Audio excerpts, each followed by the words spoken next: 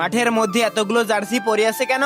আজকে দুপুরবেলা শাকিল ভাই ফোন দিয়ে বলল আমাদের মাঠে নাকি Surya Kishore coaching centre Saidpur football team খেলতে আসবে, তাই সেই খেলাটা দেখার জন্য বিকেল বেলা প্যান্ট আর গেঞ্জি পরে রেডি হয়ে গেলাম। এরপর ঘর থেকে ব্যাগটা বের করে আমার 5 কোটি টাকার R15টা নিয়ে বেরিয়ে পড়লাম ডোমার হাই স্কুল মাঠে খেলা দেখতে যাওয়ার উদ্দেশ্যে। এরপর 4 কিলোমিটার সাইকেল চালিয়ে চলে আসলাম ডোমার বহুমুখী উচ্চ বিদ্যালয় মাঠে। এরপর মাঠে ঢুকে দেখি আমাদের টিমের কয়েকজন প্লেয়ার মিলে গোলপোস্টের নেটগুলো গোলপোস্টে লাগিয়ে দিতেছে, আর এইদিকে দেখি বিপক্ষ টিমের প্লেয়াররা খেলার জন্য আমাদের মাঠে চলে এসেছে। আর অনেকদিন পর দেখা হয়ে গেল বন্ধু রুবেলের সাথে, আর আজকে সে আমাদের টিমের হয়ে গোলকিপার খেলবে। আর এইদিকে আমাদের টিমের প্লেয়াররা জার্সি গুলোকে সারি করে মাঠের মধ্যে রেখে দিয়েছে। যাই হোক, এরপর আমাদের টিমের সব প্লেয়ার ড্রেস আপ করে মাঠে নেমে ওয়ার্ম আপ করতে শুরু করলো। ওয়ার্ম আপ করা শেষ হলে দুই টিমই লাইন আপ করে মাঠে নেমে রেফারির সাথে কথা বলে মাঠে শুরু হয়ে গেল খেলা। গাইস, আজকে আমরা খেলতেছি ডোমার ফুটবল একাডেমি আর সূর্য Kishore coaching centre Saidpur football টিমের সাথে। আর খেলা শুরু হওয়ার কয়েক মিনিটের মধ্যে আমাদের টিম অনেক বেশি অ্যাটাক করতেছে, কিন্তু গোল দিতে পারতেছে না। যাই হোক, এরপর খেলতে খেলতে আমাদের ডোমার ফুটবল একাডেমি একটা গোল দিয়ে দিল। তারপর বিপক্ষ টিমের player free kick shoot out করলে আমাদের গোলকিপার সেই বলটা সেভ দিয়ে দিল।